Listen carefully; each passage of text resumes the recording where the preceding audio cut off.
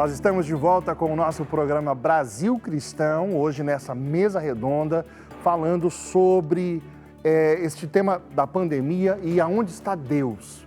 E aí vínhamos conversando a respeito disso e vamos dar sequência. Mas antes eu preciso conversar com você a respeito de algo importantíssimo para nós. Um programa como esse é possível porque existe a Associação do Senhor Jesus. Nasceu para evangelizar, tem vocação para isso. Nasceu no coração do Padre Eduardo, das nossas irmãs cofundadoras, irmã Luísa. E nesse momento de pandemia, com todas as dificuldades econômicas, pois a nossa associação também passa por dificuldades, porque muitos de vocês não estão conseguindo fazer a sua doação. São diversas as realidades. Eu queria trazer aqui para você alguns meios, alguns facilitadores para que você possa nos ajudar a seguir evangelizando. Nós temos aqui diversas contas que nós estamos disponibilizando agora aí para você, para que você possa fazer a transferência bancária, né? São diversas agências, diversas possibilidades para que, sem sair de casa, você consiga fazer a sua transferência. Um outro modo também que nós desenvolvemos para que você consiga fazer a transferência para nós é através do QR Code. Vai aparecer aí no canto da sua tela o QR Code. Você aponta o seu celular, a câmera do seu celular, e esse QR Code direciona você, né, para um link, um site onde você consegue efetuar a sua doação. Nós fazemos este apelo a você. É um momento de dificuldades, mas nós queremos que Jesus está na nossa barca, na sua barca, na barca da associação, e que Ele vai tocar o seu coração e que você vai responder com generosidade. Tá certo? Vamos dar sequência então, Drica, Padre Douglas, na nossa conversa. Só recapitulando então, Padre Douglas trouxe para nós, né, Deus como Criador, né, que ele está inserido na nossa vida, né, está no meio de nós. O homem como criatura de Deus sempre pisando na bola, né? E Deus tendo que consertar as coisas. E nós falamos também do sofrimento como consequência do pecado, e não é do meu sofrimento que me causa, o meu pecado que me causa sofrimento, mas o pecado de todos causam sofrimento a todos. E aí a gente chega no ponto, se o pecado de todos causa sofrimento a todos, se nós olharmos hoje para o mundo, como é que está o mundo hoje? Está todo mundo vivendo bonitinho, não existe pecado no mundo? Aí nós falamos que o homem está brincando de enfiar o dedo na tomada, querendo ser Deus. E chegamos a pontos, assim, críticos dessa brincadeira de enfiar o dedo na tomada, né, Padre? A gente tem muita desinformação no meio disso tudo. Sim. Né? Essa é a grande verdade.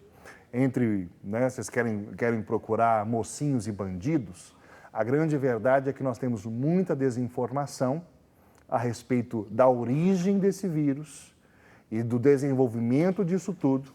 E aí tem uma notícia que nós queremos mostrar para vocês aí agora, vamos comentar ela, né? Um cientista francês, prêmio Nobel em 2008, foi ele que encontrou o vírus da AIDS, né? Pois ele fez o estudo do RNA do vírus e, mediante o estudo, ele diz que este vírus ele é manipulado em laboratório, Fernando, que não é uma mutação. Exatamente. Eu vou ler aqui um trechinho. Nós estamos dizendo o que este homem diz. Exatamente. Ele começa a sua defesa dizendo assim, ó, diferentemente do que divulgaram as autoridades, o novo coronavírus foi fabricado artificialmente em laboratório chinês, provavelmente no segundo semestre de 2019. É o que diz o Luc Montagnier, né, o ganhador do Prêmio Nobel de Medicina em 2018. E ele aí lá embaixo, eu vou pular aqui porque é grande, né, o texto ele diz assim, a história que veio de um mercado de peixes é lenda. Ele dizendo, Montagnier especulou que os chineses estavam desenvolvendo uma vacina contra a AIDS e usaram um coronavírus para isso. O coronavírus causador da Covid-19 teria sido então desenvolvido por acidente e se espalhou. Uhum. É interessante que ele também fala na matéria que esse instituto francês contribuiu com a China para a construção deste laboratório em Wuhan. Sim. Então, eles sabem exatamente como é esse laboratório. A especialidade desse laboratório era um laboratório que existia para estudar o HIV, Sim, né? sim. E eles estavam ali fazendo pesquisa de vacina contra o HIV e usando o coronavírus para isso. É um laboratório chamado, em português, fica Instituto de Virologia de Wuhan. Exatamente. Então, ele sabe o que ele está falando. É interessante. Nós estamos trazendo aqui um parecer de uma grande autoridade. Ele Padre foi lá e Douglas. estudou, né? Exatamente. Você veja que pelo artigo,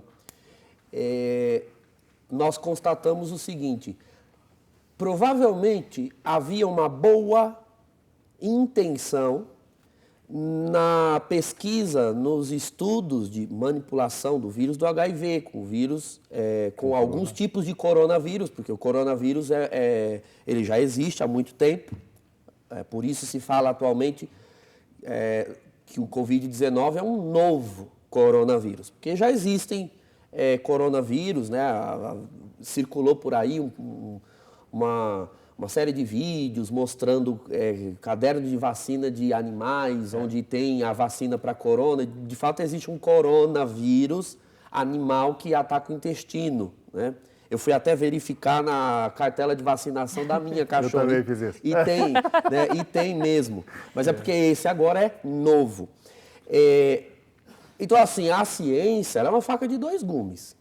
Ela pode contribuir, como ela pode causar grandes prejuízos. O que fica na penumbra aqui nesse artigo é que ele diz o seguinte, que, primeiro, o Covid-19 foi fabricado, né? Acidentalmente, ele diz, foi fabricado, embora acidentalmente, mas foi fabricado. E aí ele diz que, né, fabricado acidentalmente, depois se espalhou. Como se espalhou? Quem tirou do laboratório? Se todos os laboratórios possuem uma série de protocolos rígidos para manter essas doenças isoladas, né? Eles não manipulam esses vírus tendo contato, há uma série de equipamentos, roupas especiais, salas feitas para esse tipo de manipulação, com critérios rigorosos de sanitização ao entrar e ao sair daqueles que trabalham em laboratório, dos cientistas e pesquisadores. Então, é claro que a intenção dele não é fazer especulações sobre... Ele presume que é um acidente. Ele presume que tenha sido um acidente. Mas nós precisamos considerar que isso aconteceu na China. Existe um regime de governo próprio na China, que não é segredo para ninguém no mundo. A China é um país de regime comunista, é um país ditatorial, e existem ainda vários países governados por esse tipo de regime, e uma das características desse tipo de regime é justamente a grande dificuldade de pensar características rígidas. Eu lendo aqui o HIV, eu vou fazer uma comparação, né? Uma característica do HIV é justamente a volubilidade do vírus, né? O vírus é muito volátil, ele sofre mutações constantes, justamente por isso ele não pode ser curado. Porque quando você estipula uma forma de cura para um estágio dele, quando ela vai ser aplicada, ele já está de outra forma. Os regimes comunistas, eles são muito parecidos com o HIV. Fazendo uma comparação, porque um país comunista ele não governa o seu povo, né? Aquela nação não é governada do mesmo modo como uma outra nação comunista.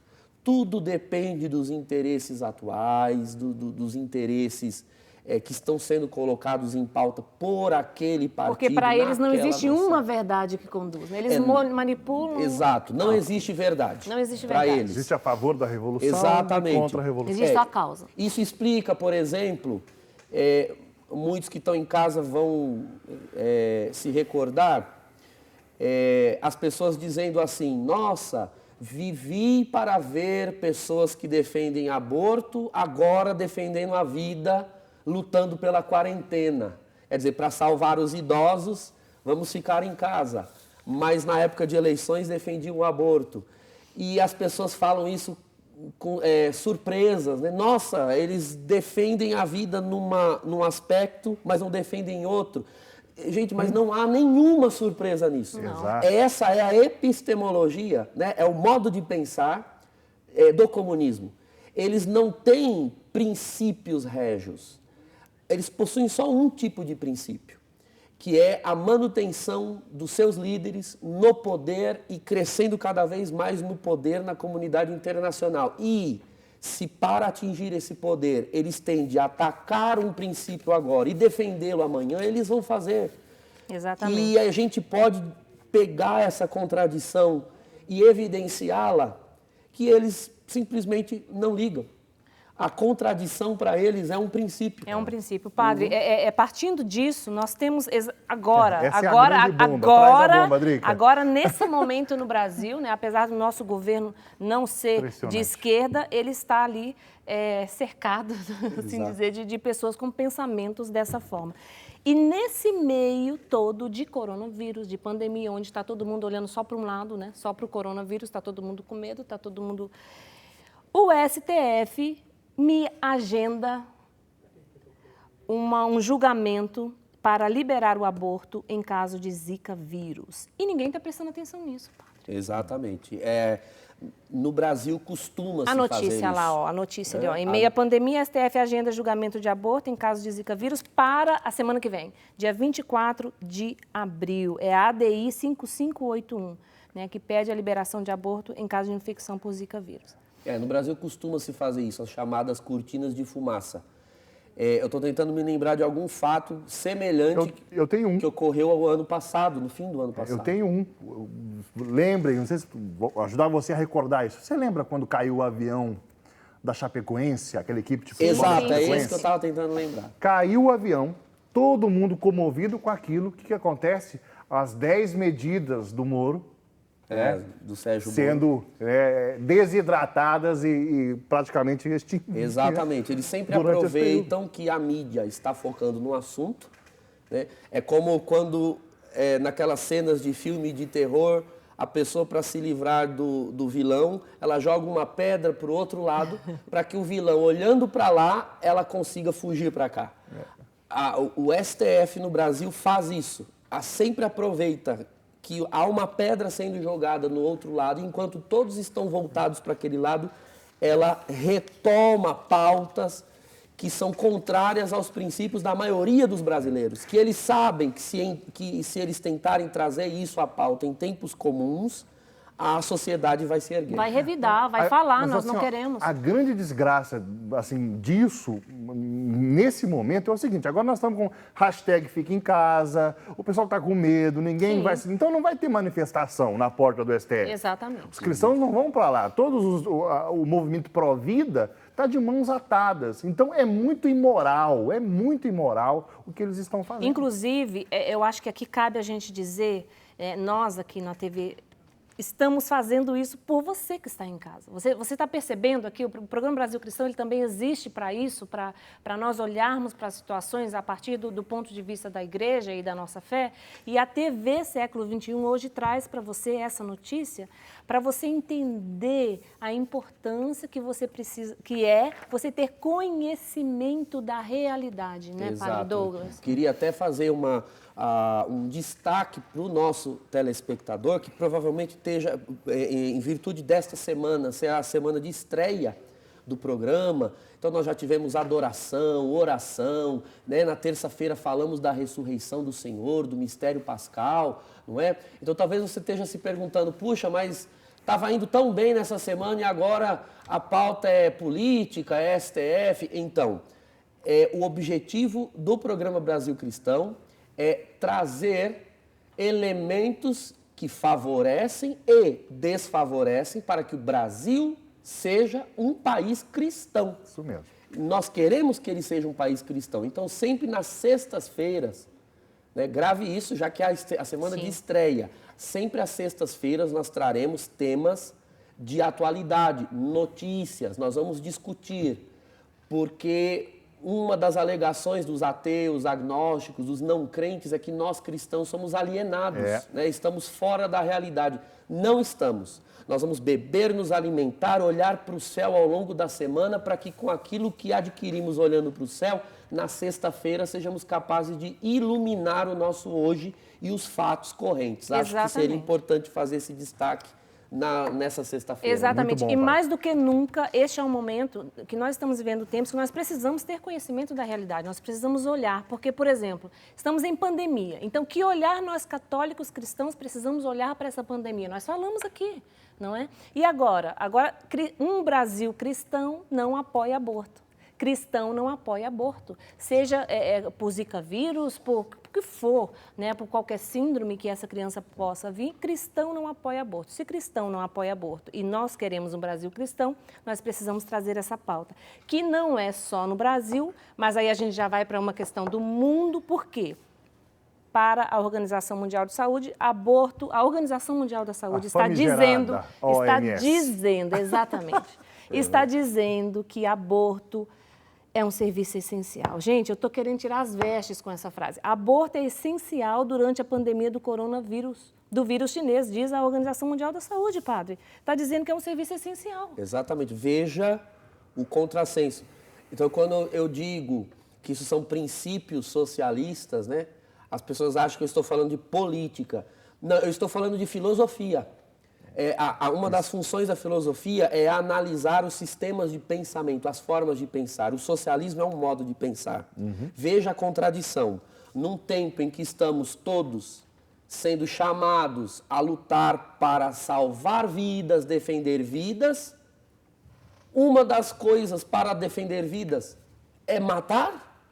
Veja que há uma contradição estúpida. E isso é uma forma de chamar a sociedade de burra.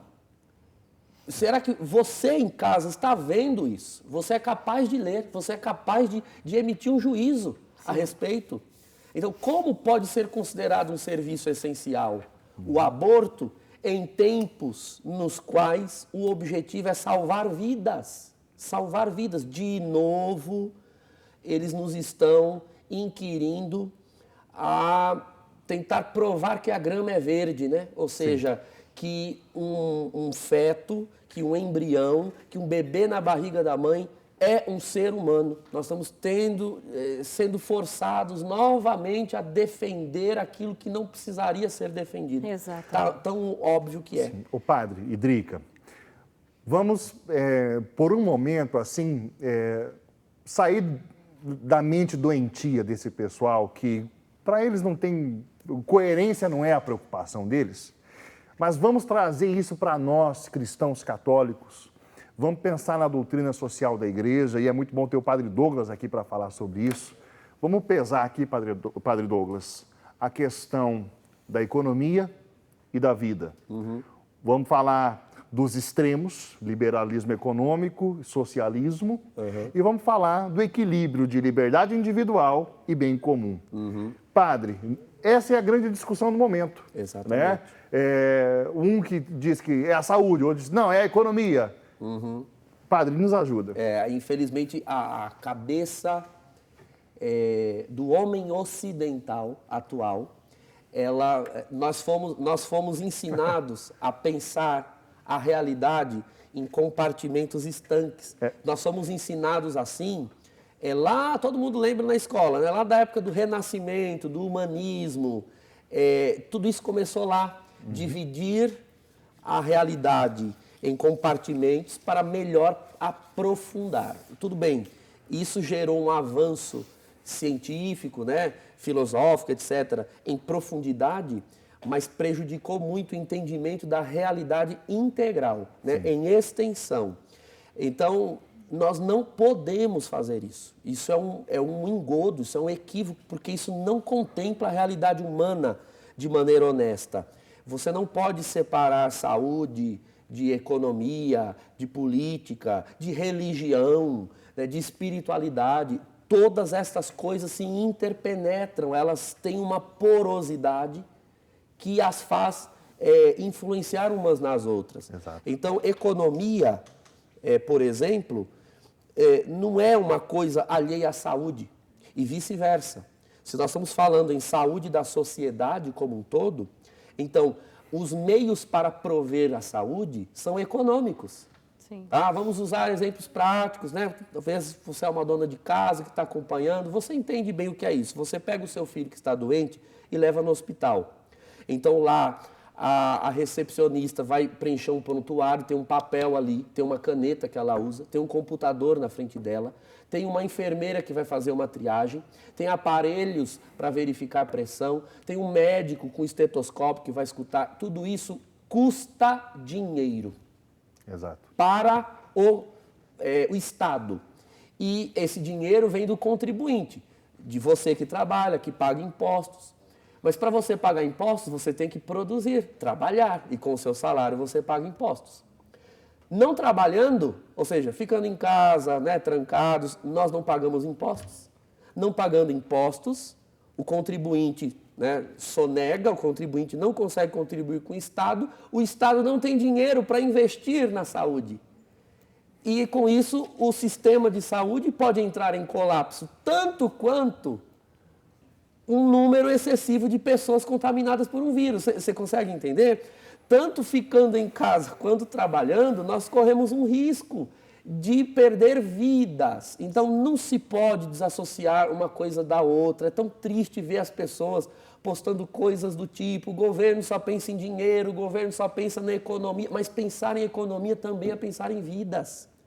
Então veja que o assunto não é simples. Eu não estou defendendo o fim do isolamento, o fim da quarentena, porque senão vão me acusar de imprudente nos meus argumentos. O que eu estou dizendo é que nós não podemos ficar fechando questão sobre uma parte ou outra do raciocínio. É muito mais complexo, é um simplismo, né, Exato, padre? É muito simples. exato. Nós temos que entender o seguinte: nós estamos numa crise, num período de uma crise sem saída humana. Tá? Estamos numa crise, vamos entrar numa crise, e cada governo, em cada nação, terá de tomar decisões. Exato. E verificar quais serão os males menores. É um princípio que na teologia, principalmente a Suma Teológica, Santo Tomás chama de epiqueia. Às vezes você não tem boas opções, você só tem más opções. E você vai ter de optar pelo mal menor. Porque, infelizmente, a escolha que for feita, infelizmente, ela vai atenuar danos, mas não vai impedi-los. Então, nós, no Brasil e em diversos outros países, vamos todos sofrer danos. Sim. O que eu gostaria, para concluir meu raciocínio, é que nós tivéssemos a honestidade de não, no momento das crises que vierem após a pandemia, ou durante a pandemia ainda, não começarmos a acusar os nossos governantes injustamente. Tá? Eles podem errar em certas partes, agora, ainda que acertem, nós sofreremos com estes acertos, porque não se trata de acertos que estão optando por um bem. São acertos nos quais eles terão de optar por males menores. Então, nós vamos ter consequências terríveis. Vamos ter consequências, exatamente. Sim. E ficar atento também a todas essas coisas que estão acontecendo, voltar os olhos, tirar os olhos um pouco dessas notícias aí que estão enchendo as casas o dia inteiro de coronavírus. E prestar atenção nessa questão do aborto. O Papa hoje, ele na homilia dele, só para dizer, ele está muito preocupado com as mulheres grávidas nesse tempo de pandemia, com medo delas tomarem decisões erradas que vão se arrepender pelo resto da vida. E ele também alertou: nós somos uma igreja que vivemos em comunidade, nós precisamos da igreja, nós temos que entender que isso aqui é passageiro e desejar voltar à vida normal das nossas paróquias. Padre, aqui está, ó, pedidos de oração para o Senhor abençoar. Deixa eu acolher o Sandro Corrêa, de Leopoldina, Minas Gerais, que também se tornou sócio. Deus abençoe você. O padre vai dar uma bênção. Nosso programa está terminando, infelizmente. A gente podia ficar aqui conversando, varando a noite falando, mas segunda-feira a gente volta com mais Brasil Cristão. Amém. Senhor, nós abençoamos cada uma das pessoas representadas nestes pedidos de oração e também todos aqueles que nos acompanham em todo lugar do Brasil e do mundo. Queira, ó Deus, por misericórdia, mandar os teus anjos para livrar, para guardar, para abençoar, para ouvir as nossas orações. Não deixai, Senhor, que caiamos nas tentações do medo, do pânico, mas que tenhamos serenidade, paz, segurança na rocha que é Cristo, teu Filho. E que o Espírito Santo possa, ao entrar nos nossos lares agora, abrir a nossa mente, o nosso entendimento, o nosso coração, para neste tempo pascal colocarmos a alegria do ressuscitado acima dos nossos temores. Aleluia, bendito é o teu nome. E que, confiando na tua palavra, confiando na tua providência, saiamos deste tempo mais fortalecidos, porque assim deseja a tua misericórdia, a tua bondade. Graças te damos, Pai, no nome de Jesus Cristo, teu Filho, que vive e reina para sempre na unidade do Espírito Santo. Amém e amém. Que o Senhor abençoe cada um dos que nos acompanham.